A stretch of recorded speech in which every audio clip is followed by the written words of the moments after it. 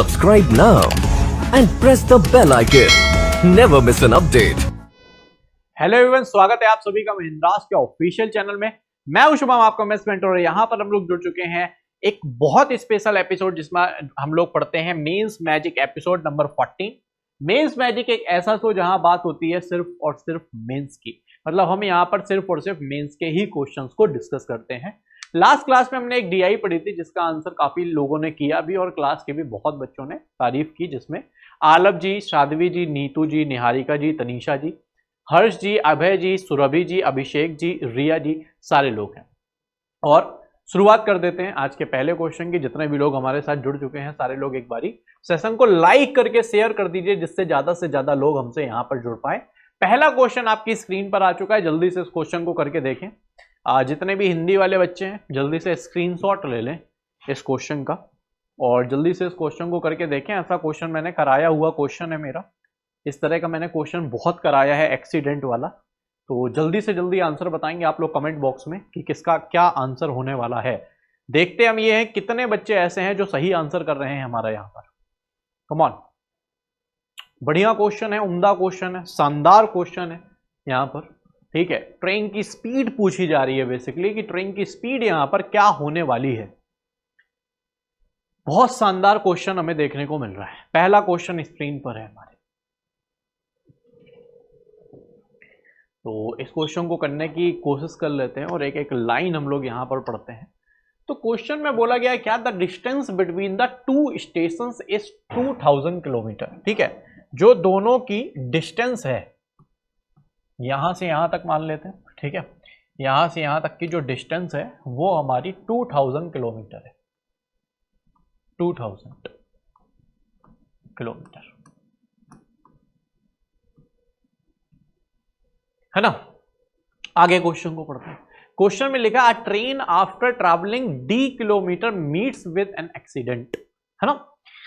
मतलब यहां से चलने के डी किलोमीटर बाद, यहां से चलने के डी किलोमीटर बाद यानी यहां पर ट्रेन का एक्सीडेंट हो जाता है। और अगर उसकी स्पीड यहां पर s थी तो यहां पर उसकी स्पीड उसका 80% यानी 4s/5 बचती है। यहां पर उसकी स्पीड 4s/5 बचती है। ठीक है, 4s/5 हमें देखने को मिल रही है यहां पर स्पीड। अच्छा, उसके बाद अगर हम क्वेश्चन को पढ़े तो कह रहा है and arrive at its destination by 7.5 hours. और इस तरह जो हमारी ट्रेन है वो 7.5 आवर्स लेट हो जाती है। ठीक है, कुछ बच्चों का आंसर आया भी है। ठीक है, देख लेते हैं वो आंसर सही है या नहीं। अच्छा, उसके बाद अगर हम क्वेश्चन को पढ़े तो क्वेश्चन में लिखा है had the accident occurred 200 kilometre further, यानी दूसरी कंडीशन में जो हमसे बोल रहा है वो क्या बोल रहा है, कह रहा है कि अगर हम एक्सीडेंट को यहां पर ना कराएं, यहां पर जो एक्सीडेंट हो रहा था अगर एक्सीडेंट यहां ना होके 200 किलोमीटर आगे यानी यहां पे करा दें, कहीं यहां पर कहीं एक्सीडेंट करा दे, तो वो कह रहा है कि अब हमारी ट्रेन 6.5 आवर्स लेट होती है। अब हमारी ट्रेन 6.5 आवर्स लेट हो रही है। समझ में आ रही बात? ठीक है, और आप देख रहे हो जब एक्सीडेंट यहां पर हुआ है तो यहीं पर इसकी स्पीड 4s/5 बनी होगी। यहीं पर इसकी स्पीड 4s/5 बनी होगी। सबसे पहले यहां पर स्पीड s है, यहां पर स्पीड 4s/5 है। यहां पर भी अगर हम बात करें भाई, जब यहां पर एक्सीडेंट हो चुका है तो यहां पर भी स्पीड 4s/5 होगी। आप लोगों को लगेगा मैंने इसको 3 उसमें क्यों डिवाइड किया, क्योंकि ये स्पीड अलग अलग बन रही है और यहां पर कुछ डिस्टेंस मैटर करेगी। मैं समझाऊंगा अभी कैसे। वैसे तो ये क्वेश्चन मेरा बहुत बार कराया हुआ है, बट स्टिल देख लेते हैं। ठीक है, अच्छा, अब ऐसा क्वेश्चन है, अब आप सिर्फ और सिर्फ ये समझो कि भाई यहां पर स्पीड s थी जब यहां एक्सीडेंट ही नहीं हुआ, तो यहां भी स्पीड s रही होगी और यहां पर स्पीड हो गई 4s/5।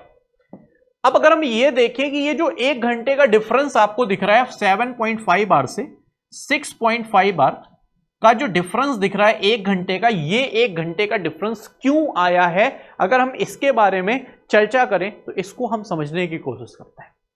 सबसे पहले आप ये सोचो कि भाई ये वाली जो डिस्टेंस d है, यहां से यहां तक की डिस्टेंस d है, वो s से चला और यहां से यहां तक की डिस्टेंस भी s से चला है। तो इस डिस्टेंस को जब सेम स्पीड से चला है मेरे बच्चे, तो इसमें किसी भी तरह का कोई भी इफेक्ट आने की संभावनाएं नहीं है, कोई पॉसिबिलिटी नहीं भाई, कोई टाइम में चेंज आ ही नहीं सकता, चाहो भी तब भी टाइम में चेंज नहीं आ सकता यहां पर, है ना। अच्छा, उसके बाद अगर हम लोग यहां पर देखें इस वाली डिस्टेंस को, इस वाली को, अगर हम इस डिस्टेंस को देखें तो ये वाली चल रही है 4s/5 से, और ये डिस्टेंस यहां भी चल रही है 4s/5 से, तो यहां भी 4s/5, यहां भी 4s/5, तो यहां भी टाइम में कोई चेंज नहीं आएगा। अगर हम यहां की भी बात करें तो आप देख रहे हो यहां भी 4s/5 है और यहां भी 4s/5 है, तो यहां भी टाइम में किसी भी तरह का कोई भी चेंज आने वाला नहीं। क्लियर हो रही बात? ठीक है। अब अगर हम यहां पर 200 किलोमीटर की, इस 200 किलोमीटर की बात करते हैं, अच्छा ये 2000 है, दोनों अलग अलग है, ये पूरा 2000 है, इतना 200 है, तो अगर मैं 200 किलोमीटर, इतनी 200 किलोमीटर की बात करता हूं, 200 किलोमीटर की बात करता हूं, ठीक है, तो आप देखो यहां पर ये चल रहा है नॉर्मली एस से चले, और यहां चल रहा है किससे, एक्सीडेंटल यानी 4s/5 से चल रहा है, तभी यहां पे एस से चल रहा है, यहां 4s/5 से चल रहा है, तभी तो डिफरेंस आ रहा है ना, तभी तो हमारा डिफरेंस आ रहा है। ठीक है, तो आप ऐसे कर सकते हो क्वेश्चन को कि एक साइड आपने ले लिया नॉर्मल स्पीड और एक साइड आपने ले ली न्यू स्पीड, एक साइड ले ली नॉर्मल स्पीड और एक साइड ले ली हमने न्यू स्पीड। अगर हम बात कर रहे हैं यहां पर स्पीड की, तो वो बोल रहा है 80%, 80% यानी 4/5, यानी अगर उसकी स्पीड पहले 5 थी, पहले उसकी स्पीड 5 थी, तो अब जो नई स्पीड है वो उसकी 4 है। अगर पहले उसकी स्पीड 5 थी, तो जो अब उसकी न्यू स्पीड है वो 4 है।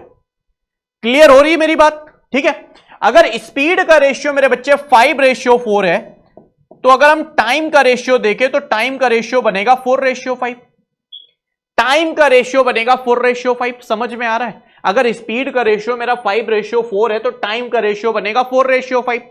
ठीक है, अच्छा आगे अगर क्वेश्चन को समझे तो आप ये समझो कि अगर वो नॉर्मली चले तो उसको लग रहा है टाइम कितना, 4 के बराबर। अगर वो नॉर्मल स्पीड से चल रहा है तो टाइम लग रहा है 4 के बराबर, और अगर वो न्यू स्पीड से चले तो उसे टाइम लग रहा है 5 के बराबर। अगर वो नॉर्मल स्पीड से चले तो उसे लग रहा है टाइम 4 के बराबर, और न्यू स्पीड से चले तो टाइम लग रहा है 5 के बराबर। तो 4 से 5 कितना ज्यादा टाइम लग रहा है? 4 से 5 कितना ज्यादा टाइम लग रहा है? 1 रेशियो। और अगर हम आवर्स में देखें तो यहां पर जो डिफरेंस है वो कितने का, 1 घंटे का, यानी 1 रेशियो की वैल्यू हमारी 1 घंटे के बराबर होगी। 1 रेशियो की वैल्यू हमारी 1 घंटे के बराबर हो गई। अब हमें क्या बताना है? हमें बताना है यहां पर speed of normal original speed के बारे में हमसे पूछा गया। तो अगर हम ओरिजिनल स्पीड देखें तो नॉर्मल में ही देखेंगे, तो स्पीड बराबर होता है डिस्टेंस अपॉन टाइम। तो डिस्टेंस है हमारा 200 किलोमीटर अपॉन नॉर्मली टाइम लगा उसे 4 रेशियो के बराबर, जहां 1 रेशियो की वैल्यू 1 घंटे थी।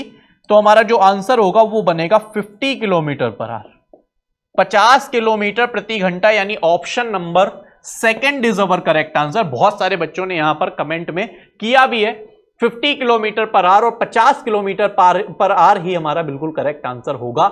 और इसी के साथ एक नेक्स्ट क्वेश्चन हमारी स्क्रीन पर आ चुका है, जबरदस्त क्वेश्चन है, आप जल्दी से इस क्वेश्चन को भी करके देखो और बताओ इस क्वेश्चन का आंसर हमारा क्या हो सकता है। कम ऑन, क्वेश्चन आप देख रहे हो, क्वेश्चन आपके सामने है, जबरदस्त क्वेश्चन है। बस थोड़ा सा समझने की कोशिश करना है मेरे बच्चे कि इस क्वेश्चन को हम कैसे बना सकते हैं, आखिर कैसे बना पाएंगे हम इस क्वेश्चन को। क्वेश्चन को मैं पढ़ देता हूं। क्वेश्चन में लिखा 150 kg of alloy containing copper and zinc in the ratio 3:2 mixed with x kg of alloy containing copper and zinc in the ratio 2:3. If the overall alloy should contain copper between 45% to 55%, what is the minimum value of x? इस बात को focus करिएगा आप लोग कि minimum value of x पूछा है, ना कि maximum value of x। Minimum value of x के बारे में पूछा गया है। अब यहां पे समझने की कोशिश करो भाई, समझने की कोशिश करो। आप ये देखो, पहला जो एलॉय है वो 150 किलो है, 150 kg, और उसमें हमारा कॉपर और जिंक का रेशियो 3:2 है। कॉपर और जिंक का रेशियो हमारा 3:2 है। उसके बाद दूसरा हमारा x kg है, दूसरा हमारा x kg है, और उसमें कॉपर और जिंक का रेशियो 2:3 है, 2:3। क्लियर हो रही बात? अच्छा, उसके बाद क्या कह रहा है, if the overall alloy should contain, मतलब जब हम इनको मिलाते हैं ना तो उसके बाद जो कंटेन बनता है, जो उसके बाद मिक्सचर बनता है, उसमें कॉपर हमारा 45 to 55% के बीच में बनता है। तो अगर हम बात करें कि चलो 45% ले लेते हैं, एक बारी 45 ले लेते हैं, तो 45% अगर लेते हैं तो हम बोल सकते हैं कॉपर और जिंक का रेशियो 9:11 बन जाएगा। यहां पर कॉपर और जिंक का रेशियो 9:11 बन जाएगा। जिसे ना समझ में आया मैं बता देता हूं भाई, कॉपर बनेगा 45%, तो ये बनेगा 55%, और भगवान की दया से अगर आपको 5 का पहाड़ा आता है तो 5 से आप इसे कैंसिल कर सकते हैं। क्लियर हो रही है बात? ठीक है, चलो आगे की बात करते हैं। आगे अगर हम देखें तो यहां पर अगर तीनों से कॉपर कॉपर ले लें तो कॉपर यहां पर 3 है। ठीक है, मैं थोड़ा सा और इजी करने की कोशिश करता हूं। आप देखो यहां पर 3 2 5 है, यहां पर 3 + 2 5, और यहां पर 11 + 9 कितना है 20। तो सबसे पहले तो ये बराबर कर लो। बराबर कैसे हो सकता है भाई? 20 बनाना है, 4 4 से मल्टीप्लाई कर दो, तो 4 3 12 हो गया, 4 2 8, यहां पर 4 2 8 और 4 3 12। अब सारे ये भी 20, ये भी 20, ये भी 20, सारे 20 20 20 हो चुके हैं। अब अच्छा ये है कि तीनों से कॉपर ले लो या जिंक ले लो, वट एवर यू वॉन्ट, जो चाहिए ले लो। सबसे पहले अगर मैं कॉपर लूं तो पहले में कॉपर 12 है, दूसरे में कॉपर 8 है, जो बनाना है उसमें कॉपर 9 है, तो 12 में 8 गया तो बचा 3, 9 में 8 गया तो बचा 1। तो ये हमारा जो रेशियो बना वो बना 1:3। ये जो हमारा रेशियो बना ये बना 1:3। और अगर 1 की वैल्यू 150 किलो के बराबर है, 150 kg के बराबर है, तो 3 की वैल्यू हमारी 150 इंटू 3 यानी 450 किलो के बराबर होगी, यानी 450 kg के बराबर होगी। और मुझे नहीं लगता यहां पर x की ये वैल्यू मिनिमम हो रही है। मिनिमम तो नहीं है भाई, ये मिनिमम लग रही है मिनिमम तो है ही नहीं। ठीक है, मतलब 45 कर रहे हैं तो भाई तो मैक्सिमम आ रही है। तो सेकंड थिंग हम क्या कर सकते हैं, मिनिमम लेने के लिए उसको 55% ले ले। अब कोई बच्चा पूछे कि सर 45 या 55 में हम क्या पहले से डिसाइड कर सकते हैं, तो पहले से डिसाइड आप नहीं कर सकते। उसके लिए आपको दिमाग बहुत ज्यादा लगाना पड़ेगा कि भाई यहां पर 40% है, यहां पर 60% है, तो यहां पे हमें क्या ऐसा लें कि हमारा जो ये वाला है ये हमारा कम आए और ये वाला ज्यादा है। तो इतना ज्यादा दिमाग लगाने से अच्छा है जितना दिमाग लगाओ उतनी देर में तो क्वेश्चन ही सॉल्व हो जाएगा। ठीक है, यहां पर कॉपर और जिंक 3:2, यहां पर भी कॉपर रेशियो जिंक 2:3। यहां पर अगर हम बात करें कॉपर रेशियो जिंक की तो ये 9:11 की जगह अब हो जाएगा 11:9। क्यों? क्योंकि अगर हमारा 55% कॉपर बनता है, 55% कॉपर होगा तो 45% जिंक होगा, जिसका रेशियो 11:9 डेफिनेटली बनने वाला है ना। अब मैंने बोला ये 20 है अगेन, तो 20 बनाने के लिए यहां पर 4 का मल्टीप्लाई और यहां पर 4 का मल्टीप्लाई कर सकते हैं। ये बन जाएगा 4 3 12, 4 2 8, यहां पर 4 2 8, 4 3 12। वो कहानी हो गई खत्म। कैसे? कॉपर सबसे पहले यहां 12 है, यहां कॉपर 11 है और यहां पर कॉपर 8 है। 12 में 11 गया 1, 11 में 8 गया 3, और 3:1 ये हमारा बन जाएगा। ये हमारा बन गया कितना? 3:1 बन गया। अब हमें क्या बताना, 150 किलो है, तो अगर 3 रेशियो की वैल्यू हमारी 150 kg के बराबर है तो हम सीधा बोल सकते हैं 1 रेशियो की वैल्यू हमारी 50 kg के बराबर होगी, तो 50 किलो, यानी ऑप्शन नंबर 4 यहां पर बिल्कुल करेक्ट आंसर हो जाएगा। यहां पर हमारा ऑप्शन नंबर 4 बिल्कुल करेक्ट आंसर हो जाएगा। 50 kilo is our correct answer. I hope ये चीज सारे लोगों को समझ में आई होगी। अच्छा, आप इसे चाहो ना तो परसेंट से भी कर सकते हो। परसेंट से करने के लिए हमें क्या करना पड़ता भाई, हमें बनाना पड़ता कि ये जो हमारा ये 60% है और ये वाला जो हमारा ये 40% है, तो 60 लेते, 40 लेते और यहां पे 45 ले लेते। लेकिन अब फिर बहुत सारे बच्चे बोलेंगे कि सर 3:2 यहां तो ले लिया, लेकिन और जगह अगर हम करेंगे तो वहां परसेंट बनाने में काफी ज्यादा दिक्कतों का सामना करना पड़ सकता है। एक क्वेश्चन और हमारे सामने आ चुका है, इस क्वेश्चन को भी जल्दी से करने की कोशिश करो और बताओ इस क्वेश्चन का आंसर क्या हो सकता है। क्या हो सकता है?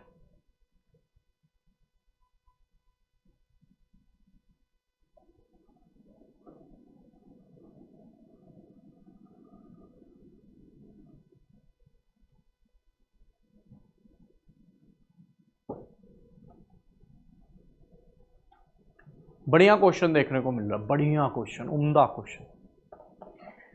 कह रहा the length of rectangle is 50 metre more than the side of square and the breadth of the rectangle is 10 metre is less than the side of the square. ठीक है, if the ratio of area of the rectangle to इस area of square is 24:25 then find the ratio of perimeter of a rectangle to perimeter of square. बढ़िया question है, उम्दा question है, आइए समझ लेते हैं। ठीक है, जितने भी बच्चे कमेंट बॉक्स में हमारे साथ हैं, लाइक शेयर नहीं किया जल्दी से कर देंगे। क्वेश्चन में लिखा है the length of rectangle is 15 मोर। तो अगर हम स्क्वायर की साइड को ए ले लेते हैं तो रेक्टेंगल की लेंथ हमारी इससे 15 ज्यादा यानी a + 15 बन जाएगी, a + 15 बन जाएगी। अच्छा, एंड ब्रेथ ऑफ रेक्टेंगल, जो ब्रेथ है रेक्टेंगल की वो 10 कम है यानी a - 10 बन जाएगी, ब्रेथ इसकी a - 10 बन जाएगी। क्लियर हो रही बात? ठीक है, आगे क्वेश्चन की बात करते हैं। तो कह रहा है if the ratio of area of rectangle, अब एरिया ऑफ रेक्टेंगल क्या होगा? अगर हम एरिया ऑफ रेक्टेंगल की बात करें तो रेक्टेंगल का एरिया होता है लेंथ इंटू ब्रेथ, तो लेंथ हमारी ये है। ब्रेथ की बात करें तो ब्रेथ हमारी कितनी है, a - 10, a + 15 और a - 10। ठीक है, अपॉन अगर हम स्क्वायर की बात करें तो स्क्वायर इज इक्वल टू क्या होता है, साइड का स्क्वायर यानी a का स्क्वायर इज इक्वल टू, वो बोल रहा है क्या कि भाई इसका जो रेशियो है वो हमारा 24:25 है। मैं इसका शॉर्टकट भी बता दूंगा, 24:25 मेंसुरेशन का क्वेश्चन है, शानदार क्वेश्चन है अपने आप में, गजब का क्वेश्चन देखने को मिल रहा है। ठीक है, अगर मैं इसका मल्टीप्लाई करूं तो हम इसको ऐसे बना सकते हैं, a² + 15a - 10a - 150 upon a² is equal to 24/25। ऐसा लिखा जा सकता है भाई, ऐसा लिखा जा सकता है। और इसको मैं थोड़ा सा सॉल्व भी कर देता हूं। यहां पर अगर मैं देखूं कि 15 में 10 गया तो कितना बचेगा, 5a बचा, 5a बच गया भाई। आई होप यहां तक की बात क्लियर हो रही होगी। ठीक है, अगर मैं क्रॉस मल्टीप्लाई करूं तो 25 × a कितना हो जाएगा, 25a²। ठीक, अच्छा 25 × 5 125a माइनस 150 × 25 कौन ही मल्टीप्लाई करे जब फैक्टर करने ही पड़ेंगे, इज इक्वल टू यहां पर 24a² बन गया, 24a² बन गया। समझ में आ रहा होगा, आई होप यहां तक का सारा सिस्टम समझ में आ रहा होगा। ठीक है, अच्छा उसके बाद क्या बोल रहा है भाई, उसके बाद ऐसा सिस्टम बन रहा है कि अगर मैं 24 को यहां पर ले आऊं तो ये बन जाएगा a² + 125a minus 150 × 25 is equal to 0, और प्लस माइनस का होता है माइनस और प्लस। 125 लाना तो सीधा दिख ही रहा है भाई, 150 और 25 ले लो, माइनस हम ले नहीं सकते तो प्लस वाला ही सही होगा, यानी हमारी a की वैल्यू बन जाएगी 25, a की वैल्यू बन जाएगी 25। आई होप ये चीज समझ में आ रही है सारे लोगों को कि a की वैल्यू हमारी 25 बन गई। क्लियर हो रही है बात? ठीक है, इसके बाद एक बहुत शानदार DI है, बहुत ही ज्यादा शानदार, उसको जरूर आप लोग देखिएगा। अच्छा, यहाँ पर फिर पेरीमीटर और वो बताना है। ठीक है, एक चीज तो हमें ये समझ में आ गई, दूसरा मैं यहीं से ना क्वेश्चन को यहीं से सॉल्व करने की कोशिश कर देता हूँ। ठीक है, अगर मैं इतना बड़ा क्वेश्चन में ना करूँ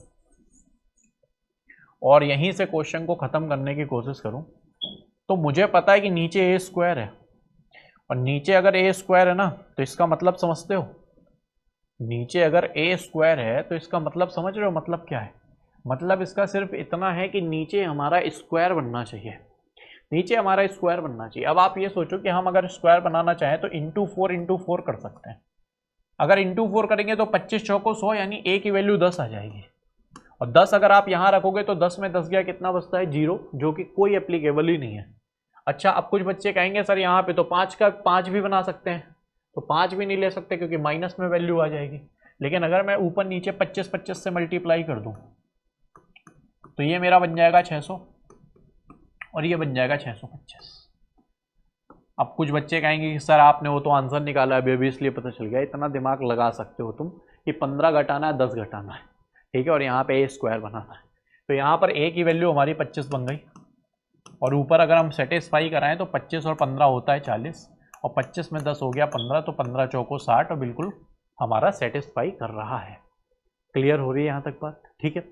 क्वेश्चन में बोला गया क्या, find the ratio of perimeter of rectangle, तो पेरीमीटर होता है रेक्टेंगल का 2l + b, और कह रहा है पेरीमीटर ऑफ स्क्वायर, तो वो होता है 4a।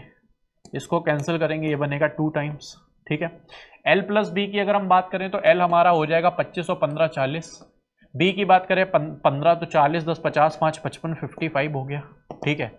और यहाँ पर 4a की बात करें तो 25 चौको 100 हो गया। ठीक, कितना हो गया, 25 दूना 50 हो गया, तो ही तो है, 25 दूना 50 हो गया। तो अगर हम 5 से इसको कैंसिल करें तो ये बन जाएगा 11:10, यानी ऑप्शन नंबर ए हमारा करेक्ट आंसर हो जाएगा। ऑप्शन नंबर ए हमारा यहां पर बिल्कुल करेक्ट आंसर हो जाएगा। चलो, इसके बाद ये बेहतरीन सी डीआई आपके सामने, पहले इस डीआई को समझ लो। सबसे पहले क्या है, कॉलेज दिए गए हैं, एसीटी कॉलेज है, डीआईपीएस है, जीटीबी है, गैलेक्सी है, वैदिक ओरिएंटल है और वाईएमसीए है। नंबर ऑफ टीचर्स गिवन है। ठीक है, नंबर ऑफ टीचर्स गिवन है आप लोगों को, यहाँ पे एक फॉर्मूला भी गिवन है आपको। ठीक है, नंबर ऑफ टीचर्स गिवन है ये सारे के सारे, जिसमें कुछ मिसिंग भी है। डीआई बहुत शानदार है, मैं तो कहूँगा बहुत ही ज़्यादा शानदार है। यहाँ पे मैन और वेमेन टीचर दिए गए हैं, यहाँ टीचर और स्टूडेंट का रेशियो है, यहाँ नॉन टेक्निकल स्टाफ है, और बोला गया है जो टोटल लोग हैं हमारे, जो टोटल स्ट्रेंथ है कॉलेज की, वो क्या है, number of teachers plus number of students plus number of non teaching staff. I hope यहाँ तक की बात आप लोगों को समझ में आ रही होगी, क्लियर हो रही है बात? ठीक है, चलो पहले क्वेश्चन की शुरुआत करते हैं, ज़्यादा टाइम ना लेते हुए मैं ही क्वेश्चन को बता देता हूँ। ठीक है, क्योंकि काफ़ी ज़्यादा टाइम लग जाएगा फिर। सबसे पहले क्वेश्चन में पढ़ो, कह रहा है if women teacher of college ACT are 17% of total strength of the college. मतलब जो विमेन है हमारी एसीटी कॉलेज की, वो टोटल स्ट्रेंथ, कॉलेज की टोटल स्ट्रेंथ का, आप पॉज कर दो वीडियो को, आप यहीं से वीडियो को पॉज करके करने की कोशिश करो। ठीक है, तो वो कह रहा है 17% है। आप ये देखो, नंबर ऑफ टीचर्स हमारे 480 है, और अगर एसीटी में देखें तो 15:17 है, तो 17 + 15 यानी 32 रेशियो की वैल्यू हमारी 480 के बराबर हो गई। 32 रेशियो बराबर 480 है, तो 1 बराबर आ गया 15, 1 बराबर आ जाएगा हमारा 15। ठीक है, अब 1 की वैल्यू 15 है, तो अगर हम विमेंस टीचर निकालते हैं तो विमेंस टीचर 17 है, 17 रेशियो, तो 17 × 15 बन जाएंगे, और इसकी जो वैल्यू है वो हमारी मेरे बच्चे बराबर हो जाएगी किसके, 17%। 17% है, तो यहाँ 17 से 17 कैंसिल किया, तो 1% की वैल्यू मेरे बच्चे हो गई 1500, और यहाँ से हम बोल सकते हैं 100%। आप डेफिनेटली इस क्वेश्चन को बहुत जल्दी नहीं लगा पाओगे, आप एक बारी पॉज करके कोशिश कर लो। ठीक है, बहुत शानदार क्वेश्चन है, वो तो मैं करा रहा हूँ, तो अब तो तुम्हें समझ में आ ही जाएगा डायरेक्ट।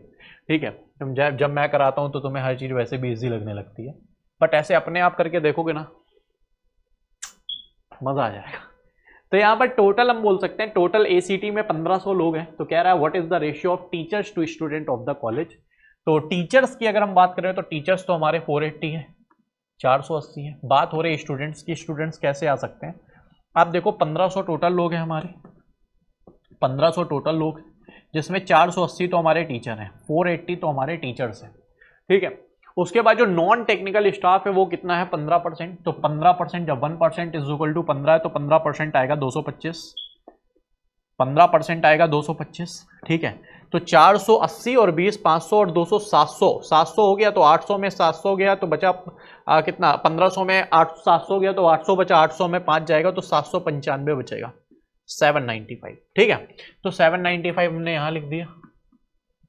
ठीक, अब अगर हम इसको कैंसिल करके देखें किससे, 15 से हो जाएगा क्या, हाँ हो जाएगा, 15 × 5 = 75, 15 × 3 = 45, बिल्कुल सही है, और 15 × 3 = 45 और 2 बार, यानी 32:53 है क्या ऑप्शन में, 32:53 बिल्कुल ऑप्शन नंबर सी में है, और ऑप्शन नंबर सी ही हमारा करेक्ट आंसर है। मोस्ट इंपॉर्टेंट क्वेश्चन आज की क्लास का, 32:53 ही हमारा करेक्ट आंसर है। क्लियर हो रही बात? चलो एक क्वेश्चन ये है, इसको लगा के देखो, इसको लगा के देखो, शानदार क्वेश्चन देखने को मिल रहा है, बहुत शानदार क्वेश्चन है।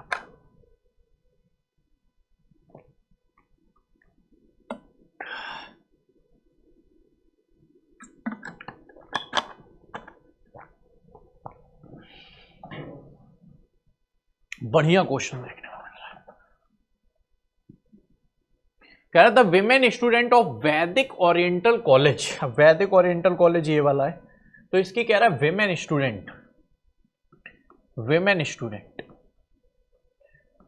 विमेन स्टूडेंट्स जो इसकी हैं वो कितनी 15 होल 5/9%, तो 15 इंटू 9 135 5 140 यानी 140/9% हटा के अपॉन पे 100, 0 0 कैंसिल, ये 7 टाइम्स ये 5 टाइम्स, तो ये बन गया 7/9 5 45 यानी 7/45 इसकी बड़ा बड़ा फ्रैक्शन वैल्यू बन जाएगी। ठीक है, इतनी मोर है मेन टीचर्स से। अच्छा, मेन टीचर्स से एसीटी के मेन टीचर्स से, तो सबसे पहले इसकी वैल्यू ये है, तो 1 की वैल्यू 15 होगी, हमने निकाली भी थी। तो अगर हम इसके मेन टीचर्स देखें तो मेन कितने हो जाएंगे 15 इंटू 15, सॉरी अभी विमेन स्टूडेंट नहीं है, जो इसके ये हो जाएंगे, ये कितने हो जाएंगे 15 इंटू 15, और इससे वो ज्यादा है यानी 45 से ज्यादा है यानी 45 इसकी वैल्यू है। जिसको भी ये चीज नहीं आ रही ना, percent by Shubham Mahindra search कर लो, पहले पहला लेक्चर पढ़ लो, समझ में आ जाएगा। 3 से काटा 5 बार यानी 1 रेशियो की वैल्यू 5 बन गई, 1 रेशियो की वैल्यू 5 बन गई। और कह रहा है क्या कि जो विमेन स्टूडेंट है वो इससे इतना ज्यादा यानी 45 और 7 कितना हुआ 52, और मल्टीप्लाई बाय 5 दैट इज बनेगा 260 260। जो विमेन स्टूडेंट है वो हमारी 260 हो गई यानी 260 विमेन स्टूडेंट हमारी हो गई, 260 विमेन स्टूडेंट हमारी हो गई।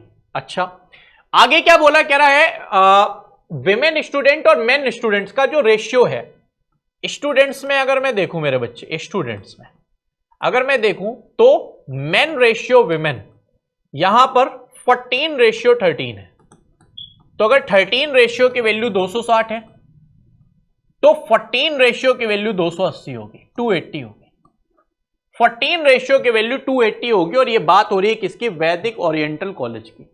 तो कह रहा find the number of non teaching staff of वैदिक ओरिएंटल कॉलेज। नॉन टीचिंग हमें बताना है, नॉन टीचिंग स्टाफ, ठीक है। अच्छा, वैदिक ओरिएंटल कॉलेज में जब हम लोग पहुंचते हैं, वैदिक ओरिएंटल कॉलेज में जब हम लोग पहुंचते हैं तो हम ये देखते हैं कि जो हमारे टोटल स्टूडेंट हैं वो 260 प्लस 280 है ना, 260 प्लस 280 यानी टोटल जो हमारे स्टूडेंट हुए, टोटल जो हमारे स्टूडेंट्स हुए वो बराबर हो जाएंगे, किसके बराबर हो जाएंगे भाई, 26 दूना 52 यानी 540 के, 540 के बराबर हो गए। टोटल स्टूडेंट्स हमारे 540 के बराबर हो गए वैदिक ओरिएंटल कॉलेज में, इस वाले। और यहां पर अगर टीचर टू स्टूडेंट्स का रेशियो देखें तो ये हमारा 2:5 का था भाई, है ना।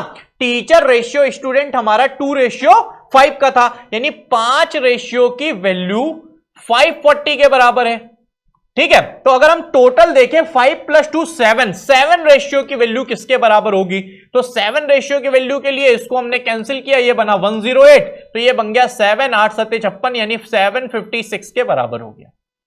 ये किसके बराबर हो गया भाई, 756 के बराबर हो गया। और यहां पर जो नॉन टीचिंग स्टाफ है वो हमारा 20% है। अब आप ये देखो, जब मैंने बेटा स्टूडेंट्स को और टीचर्स को जोड़ दिया तो ये हमारे नॉन टीचिंग स्टाफ को हटाकर सारे लोग आ गए, नॉन टीचिंग स्टाफ को हटाकर की तो सारे लोग आ गए ना, यानी 20% हमारे टोटल नॉन टीचिंग है जिसकी वैल्यू 1/5, यानी अगर 5 टोटल है तो 1 हमारा नॉन टीचिंग है, और 5 में से 1 नॉन टीचिंग है, यानी टीचिंग प्लस स्टूडेंट मिला के 4 है, टीचिंग प्लस स्टूडेंट मिला के 4 है। गजब की डीआई है भाई साहब, गजब की डीआई। यानी आपको पता है 4 रेशियो की वैल्यू मेरी 756 के बराबर है। अगर हम 1 रेशियो की वैल्यू देखें तो 1 की वैल्यू किसके बराबर होगी, 4 1 जा 4 8 जा 9 जा, यानी 189 ऑप्शन नंबर 4 के बराबर होगी। मोस्ट इंपॉर्टेंट क्वेश्चन, मुझे लगता है क्वेश्चन बहुत शानदार लगा होगा, कमेंट बॉक्स में जरूर बताइएगा क्वेश्चन कैसा लगा। एक और क्वेश्चन की बात कर लेते हैं, एक और क्वेश्चन हम इसका समझ लेते हैं और देख लेते हैं इसका आंसर हमारा क्या हो सकता है। अगला क्वेश्चन आपकी स्क्रीन पर है, कह रहा है क्या if strength of all colleges are same, मतलब सारे के सारे कॉलेज की स्ट्रेंथ को ही सेम कर दिया जाए, तो कह रहा है non teaching staff of YMCA का कितना होगा, इसका नॉन टीचिंग स्टाफ मेरे बच्चे कितना होगा, ये हमसे पूछा जा रहा है। लेकिन पहले हम निकाल तो लें, चलो सबका सेम है वो सब कुछ ठीक है, लेकिन कुछ बने भी तो इसमें, है ना। तो अगर हम लोग यहां पर समझने की कोशिश करें, तो अगर हम यहां से समझें, क्योंकि देखो मेल और फीमेल टीचर तो चलो हटा ही दो, कोई मतलब नहीं है। यहां पर टीचर रेशियो स्टूडेंट दे ही रहा है, टीचर आपको दे ही रहा है, स्टूडेंट बनी जाएंगे, बच्चे हमारे नॉन टीचिंग स्टाफ वाले। क्लियर हो रही बात कि अगर हमारे 10% नॉन टीचिंग है तो 90% हमारे होंगे ना स्टूडेंट प्लस टीचर मिला के, 90% हमारे स्टूडेंट प्लस टीचर मिलाकर होंगे ना। तो आप ये देखो, जब टीचर यहां पर वो 450 है और यहां पर टीचर और स्टूडेंट का रेशियो 1:6 है, यानी 1 रेशियो की वैल्यू 450। तो अगर हम टोटल देखें तो 6 और 1 7, तो 7 चौको 28 यानी 2800 और 7 पंचे 35, तो ये बन गया 0531 यानी 3150 हमारे निकल के आए कौन, स्टूडेंट और टीचर। 3150 निकल के कौन आ रहे हैं, स्टूडेंट और टीचर निकल के आ रहे हैं। और यहां पर अगर 10% हमारे नॉन टीचिंग है, यानी 90% की मेरे बच्चे ये गिवन है वैल्यू। अगर हम टोटल निकाले 100%, तो 100% निकल के कितना आएगा 3500। 100% निकल के कितना आएगा 3500, यानी टोटल जो हमारे बनेंगे वो कितने होंगे 3500 लोग होंगे। टोटल हमारे जो होंगे टोटल मेंबर्स वो 3500 होंगे। वो किसी का भी देख लो, क्योंकि उसने सेम बोला है। अब हमसे पूछ रहा है कि भैया इसमें कितना होगा, तो टोटल 3500 है और यहां पर बोल रहा है 15% नॉन टीचिंग है, तो 15 से मल्टीप्लाई कर दिया, 15% उसका निकाला, तो 15 3 45 और 15 5 75, यानी हम बोल सकते हैं क्या कि हमारा आंसर 525, यानी option number second is our correct answer. जितने भी बच्चों ने ऑप्शन नंबर सेकंड में ताला लगाया है, शानदार, लाजवाब, जबरदस्त, जिंदाबाद, सबका सही है। और अब हम चलते हैं आज के होमवर्क क्वेश्चन की तरफ। पहला क्वेश्चन स्क्रीन पर ये रहा, मुझे कमेंट बॉक्स में जरूर बताइएगा होमवर्क क्वेश्चन के आंसर। जल्दी से आप इसका स्क्रीनशॉट ले लो, ठीक है, मैं हट जाता हूं, आप इसका स्क्रीनशॉट ले लो, जल्दी से स्क्रीनशॉट ले लो। मींस मैजिक गजब का सेशन हमारा आज का, गजब की डीआई हमारी आज की, ठीक है। नेक्स्ट हमारा ये होमवर्क का क्वेश्चन है और इस क्वेश्चन को भी आपको आंसर कमेंट बॉक्स में देना है भाई। मैं फिर से हट जाता हूं, आप स्क्रीनशॉट ले लो, इसका आंसर भी आप लोग कमेंट बॉक्स में ही देंगे। साथ में कमेंट बॉक्स में जरूर बताइएगा कि आज का सेशन हमें कैसा लगा। नेक्स्ट सेशन में हम और भी कुछ बहुत धमाकेदार पढ़ेंगे। मिलते हैं नेक्स्ट क्लास में कुछ बहुत अच्छे क्वेश्चंस के साथ। तब तक के लिए thank you so much. Subscribe now and press the bell icon. Never miss an update.